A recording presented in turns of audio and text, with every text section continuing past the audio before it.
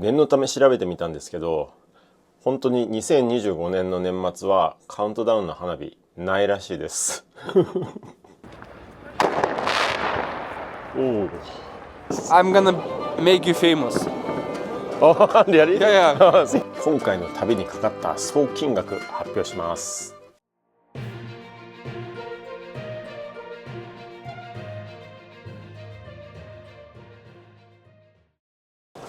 さあ、最後の地オスロに到着しました。ゴークベル弥勒です。ついに最終決戦の地オスロに到着です。町までは鉄道が一番安いみたいなんで鉄道で行きます。あ、もう空港出口出て階段降りたらすぐ鉄道駅だ。よし、電車来てましたんでこれに乗っちゃいましょう。オスロ S っていう駅まで20分くらいですね。危ねえ、チケット中でも駅員さんから購入することができました。チケットないまま乗車しちゃうと罰金1000クローネが課せられるっていう風に書いてあったんで、今慌ててアプリで購入しようと思ってたんですけど、駅員さんに相談してみたらその場で購入させていただきました。危なかった。オスロセントラルステーションはまだクリスマスの装いですね。結構クリスマス終わってすぐ片付けないところ多いですよね。せっかく出したんだからしばらく飾ってたらいいと思います。うわー、オスロ駅前はめちゃくちゃ明るいですね。何あの建物、クラリオンホテルかな。ビッカビカですね。私が今日泊まるのはこちらスキャンディック。昨日泊まってたところと同じやつの、オスロ支店ですね。路面電車がバンバン走ってるけど信号とかないから適当に歩く。うわ、来た来た来た来た来た来た来た来た来た来た。危ねえ。電車側も結構容赦なく突っ込んできますね。まずは荷物を下ろしてちょっと休憩しましょうか。カウントダウンまではまだまだ時間があります。なんだこのロスタコスってやつ。タコスのファストフードみたいなやつなのかな。いいですね。まともなレストランに行く人めちゃくちゃ高いんでファストフードでいいよね。今受付のお姉さんに聞いたんですけど、今年はオスロカウントダウンの花火やらないって言ってましたけどマジ527号室だからもうちょっと先ですね。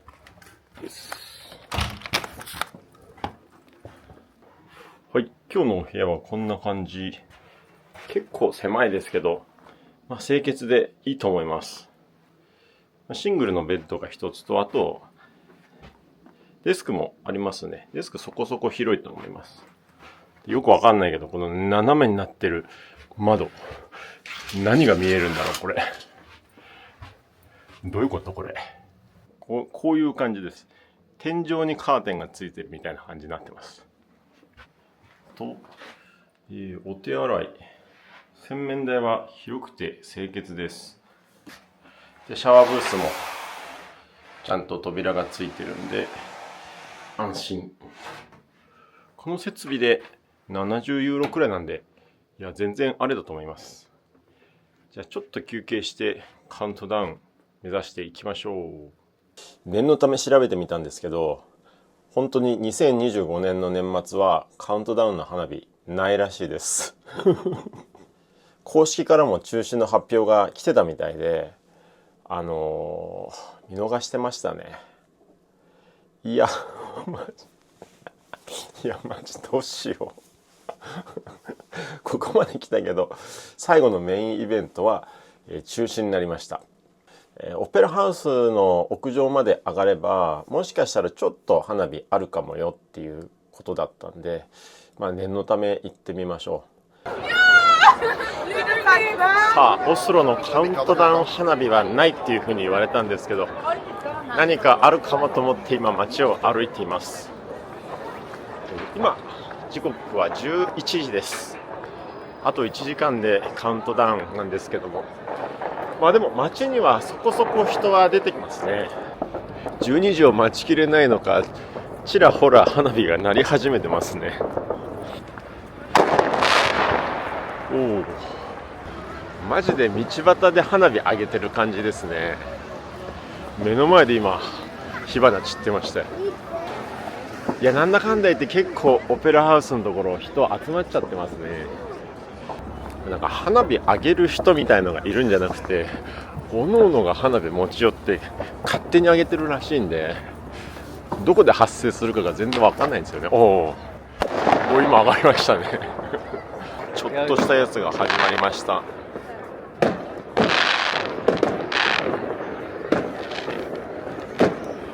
まだ30分前くらいだけどね、日が早いね。Where are you from? I'm from Japan. Japan? Yeah. Tokyo? Tokyo Drift? Tokyo. Yes. Tokyo Drift? Tokyo Drift. Supra? Toyota Supra? So, yes. Oh my god! Tokyo Drift! Yeah. Oh my god, I love Tokyo. Tokyo, guys. Best country in the world, Tokyo. Fucking Japan! We're criminals. Get here, we're criminals. Do you know Goku? Goku? Goku. Vegeta. Ah, Goku veggie. Ah, Yeah. Best. Happy New Year's, man. Happy New Year. Yeah. Happy New Year's, you man. はい。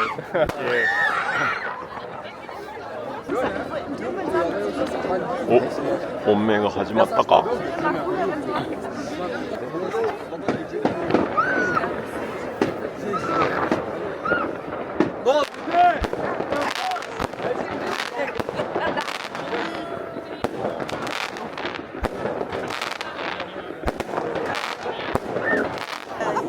もう今55分ですけど、特に始まる気配ないですよ。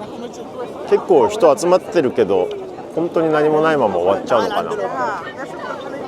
おのおのになんか持ち寄った花火を単発で打ち上げるみたいなものは何回かありましたけど、それだけですね。I'm gonna make you famous. Oh, really? Yeah. Oh, thank you. Tokyo, Yes. best drift. Japan, best. Japan, best. Norway! Oh, man! Let's go! Did it.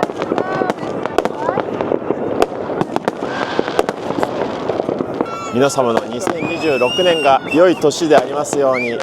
ハッピーニューイヤー。結構長い間花火が上がってます。皆さん徐々に解散し始めましたね。さすがに終わりかな。無差別に人々が花火観客席に投げ込んだりしてて、結構カオスですね。すごいね。なんかこれ上げる側じゃなくてもう観客席側。も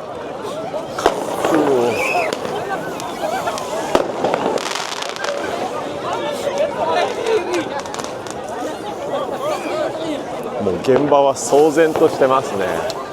至る所でもうこれがカウントダウンですね。思ったより盛り上がってよかったと思います。一時はカウントダウン中止かと思われましたが、意外と盛り上がって面白かったです。めっちゃ人いるな後ろ。それでは皆さん、Good night. This is Morgan. おい。はあ、体もだいぶ冷えましたんで、ホテル戻ってあったかいシャワー浴びて寝ましょう。派手な花火が注目されがちだけど、中にはこんな感じで手持ち花火で楽しんでる方々もいます。いや、あれなんか加えてるぞ。やば。昨日の賑やかさは終わって、今日は静かな朝ですね。グッモルゲン、ミロクです。今日は2026年1月1日です。今ノルウェーのオスロにいます。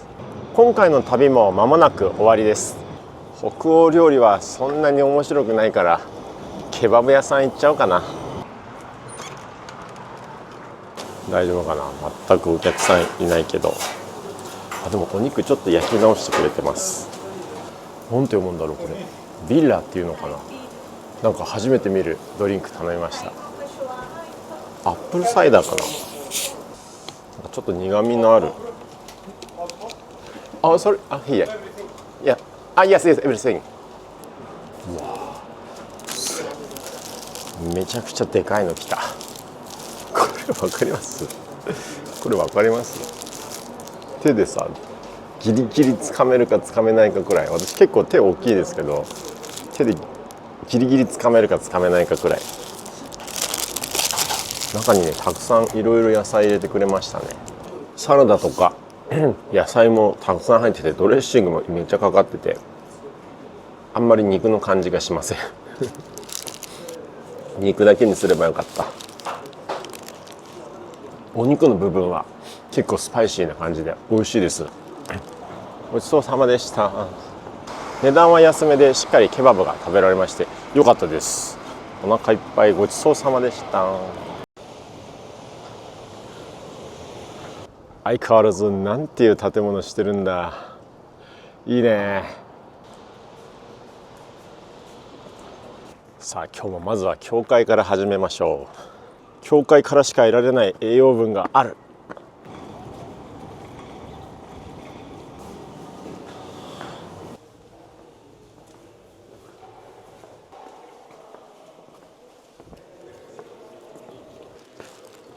うわすごい。このオスロ大聖堂は1697年に建てられた教会です。17世紀後半のオスロ大火災の後に建て直されました。国王や王妃がクリスマス礼拝に参列することで有名らしいです。すごいね。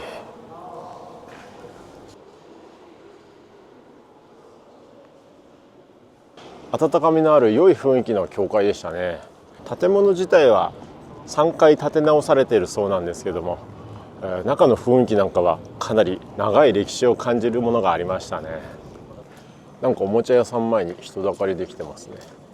なんだろう、おもちゃの初売りかな。のどかな路地裏に入ってきましたね。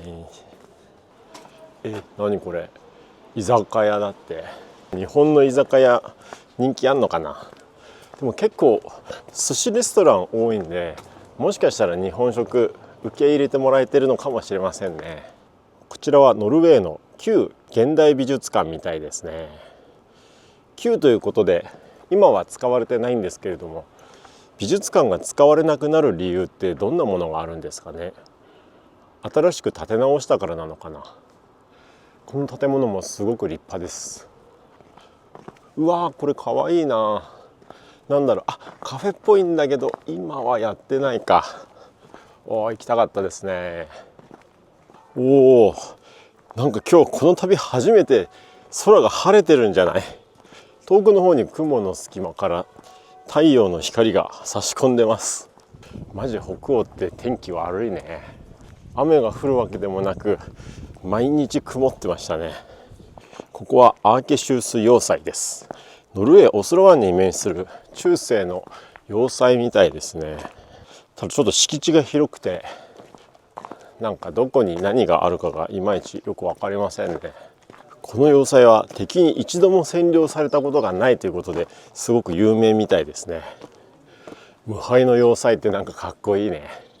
ここ散策時間かかりそうなんで一回次の場所行きます。後で戻ってきましょう。この後はフィヨルド鑑賞クルーズに行く予定になってまして、間もなくなんですが、見えてきました。港にたくさんのクルーズ船が集まってますね。あれに乗るんでしょうね。フィヨルドというのは氷河が長い年月をかけて地面をえぐり取っていった後に氷河が溶けてそこに海水が入っていったという、ノルウェーでよく見られる特殊な地形みたいです。思ったより大規模でたくさんクルーズ船来てるんで、自分のクルーズ船がどれだか分かんなくなっちゃいましたね。ちょっと急いで探しましょう。やべ、並んでたらここじゃなくて4番乗り場だよって言われちゃった。どれだ、間に合わないかもしれん。多分合ってると思います。これ間違ってたらもう終わりだ。合ってた。ギリギリ乗れました。結構席空いてるかも。空いてないわ。席空いた。ラッキー。皆さんが最後いろいろ入れ替えしてる間にすかさず窓際の席ゲット。さあ出発しますよ。辺の氷を割りながら進んでますね。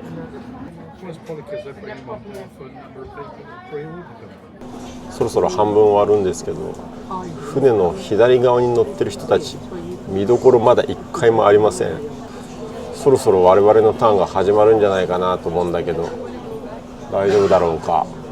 やっぱり帰りも左側は海しか見えないですね。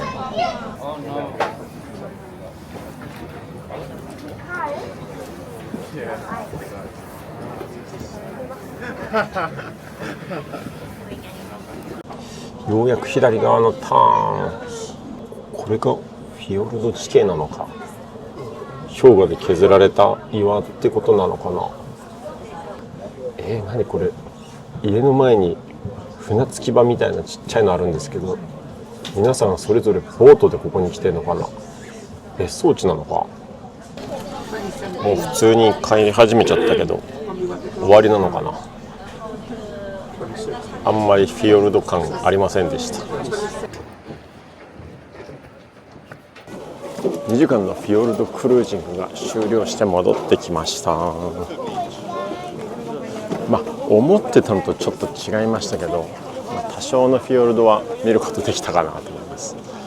もっと氷河に削られた断崖絶壁の谷底をクルーズ船で走っていくのかと思ったんですけど、そんなわけではありませんでした。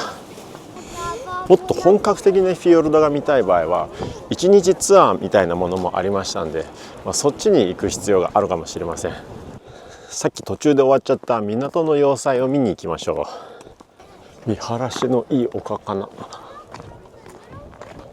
ちょっと行ってみよう。うわー、すげえ。湾の向こう側の建物たちが綺麗に映ってます。昔の砦の人もこうやって海を眺めてたんですかね。この建物のステンドグラスがめちゃくちゃかっこいいですね。中に入れるのかな。なんだこれ、ところどころパイプみたいなやつが壁からむき出しになってますね。なんだろう、こういうデザインなのかな。大砲がありますね。毎回思うけど、なんで大砲を展示してるんだろう。ここが戦う場所だっていうのが分かりやすいからですかね。だいたいこういうところ大砲あるよね。あそこにあんの豪華客船なのかな。めちゃくちゃでかくないか。その後ろにある町のどの建物より大きいんだけど、何階建てなのあれ。すごいですね。クリスマスの時みたいにギラギラにイルミネーションずっとついてますね。でもこれまだクリスマスのイルミネーションなのかな。ここ来てからずっと行きたいなと思ってたこのマックスファストフードハンバーガーチェーン店ですね。ここいつも混んでてね、大人気店なんです。すごいね、こんなにオーダーする機会あるからね。デリバリーっぽい袋もたくさん準備されてますね。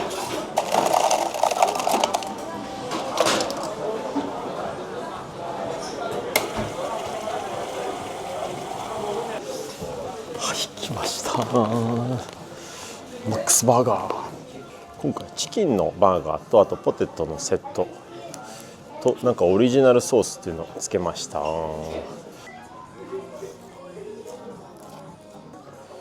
ポテト揚げたてではないけど結構細いんでサクサクしてて美味しいです。チキンでかすぎないか。完全にパンからはみ出しちゃってますよ。大きい方がいいでしょう。肝心なのは味だよね。大きなチキンナゲットみたいな感じで、なんていうの、形成された肉、固められた肉の味がする。そんなに美味しくはない。ごちそうさまでした。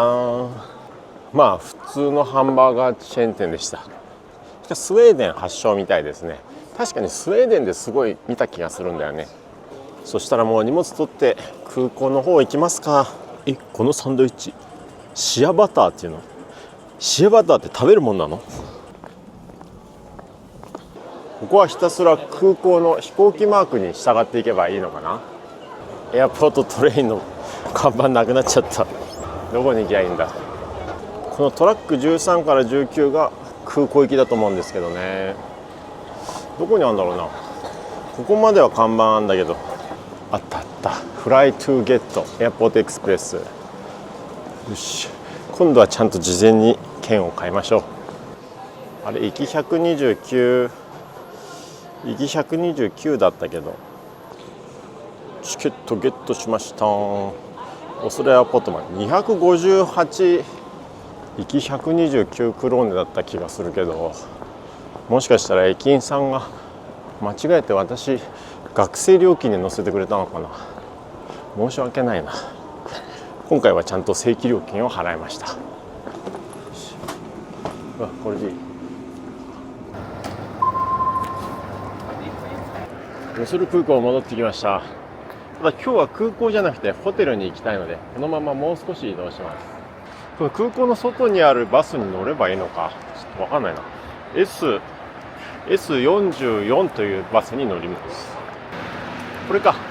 この S44 に乗れば OK です。乗りました。よし。これで10分くらいで行けるみたいです。着きました。今日のホテル、こちらクラリオンホテルオスロエアポートです。3101号室ありました。3101。こんな感じ。ダブルベッドが一つと、あとソファーありますね。あ、逆にデスクないのか。ここにクローゼットがあって、わあ、バスタブついてる。バスタブがついてます。あと広めの洗面台があって、お手洗いも清潔ですね。水回りかなりいい感じです。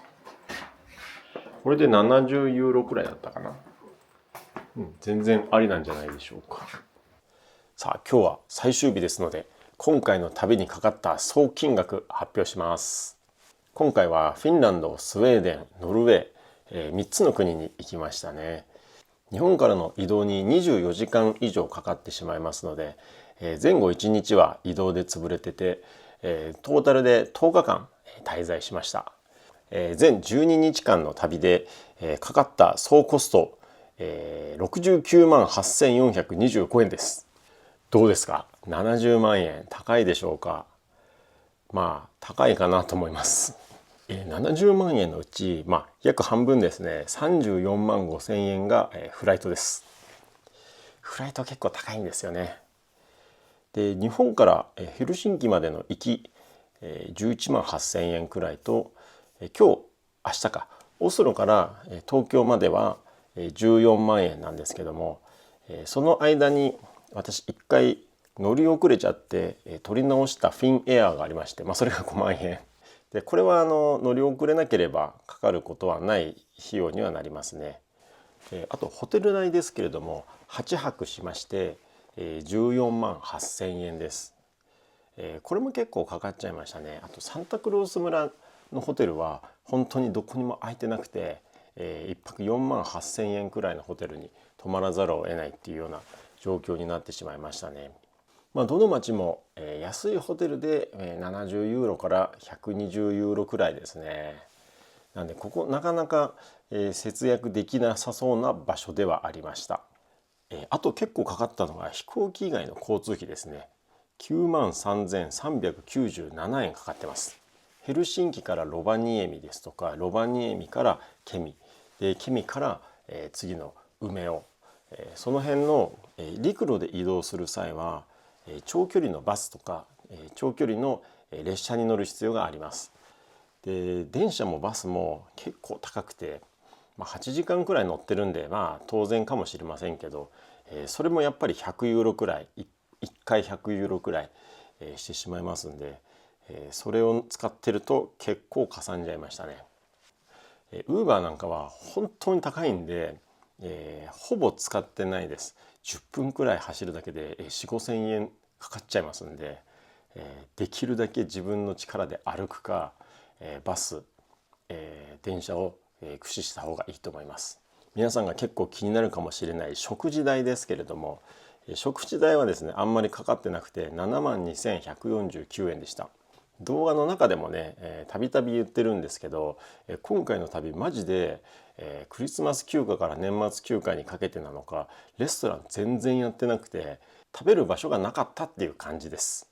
なので1日1食くらいしか食べてないことが多いんじゃないのかなと思います。1食レストランに行くとやっぱり7、8,000円はしちゃいますね。でファストフードで行ったとしても3,000円とか4,000円くらいかかりますんで、非常に恐ろしい国です。あと衝撃なのはお水が500円します。ただお水は買わないと生きていけませんので一生懸命安いのを探して買ってました。あとは動画でも言いましたけどペットボトル買ったやつ飲み終わったら水道のお水を入れてもう一回飲むみたいなことはやりましたけど、あんまり美味しくもないですし衛生的にも良くないんでおすすめはできません。ここまで金額は高くないんですけども、アクティビティ代として38,361円ですね。アクティビティでいうとサンタクロース村でサンタさんとのチェキ会、あれも55ユーロかかってますし、トナカイのソリにも乗りましたよね。あれは40ユーロくらいですね。氷の城に入るのにも少しお金かかりましたね。あれも27ユーロか、っていうのがかかってます。あと細かいので言うと、eSIM 代で eSIM 今回11日間、北欧全部対応できる eSIM 使ってまして、1日1ギガで786円でした。トータルで786円でした。めちゃくちゃ安いですよね。いや今回本当に最後のカウントダウンイベントが中止になってるっていうのを気づかずにここまで来てしまったのが最大の失敗でしたよね。今回は飛行機に乗り遅れたり、時差が分からなくてバス1時間以上待っちゃったり、イベントが中止になってたり、いろいろトラブル続きでしたけど、旅にはトラブルがつきものということで、そのトラブルも楽しみながら旅を続けていきたいと思います。皆さんはどのシーンが一番面白かったでしょうか。クリスマス、サンタさんとのツーショットもそうですし、トナカイのソリに乗ったっていうのもなかなか面白い体験だったなと思いますね。私が結構気に入っているのはフィンランドのケミ、雪と氷の街ですね。あそこで凍った海の上で歩きながら写真を撮ったのが結構印象に残ってます。それではシャワーを浴びて明日は朝4時に出発します。Good night, be safe i morgen。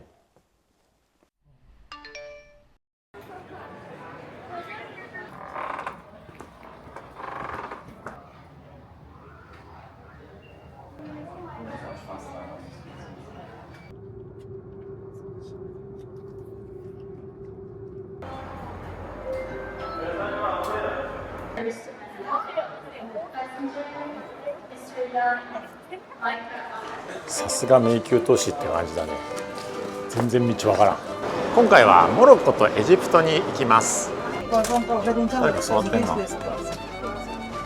Google マップなかったらもう絶対迷ってるよな。ここから旧市街フェズの街が始まります。来ました。これがブロシェット。なんか4本来ちゃった。僕の家だから家族のためにもチップくれみたいなの言われて、うわめちゃくちゃいい景色だ。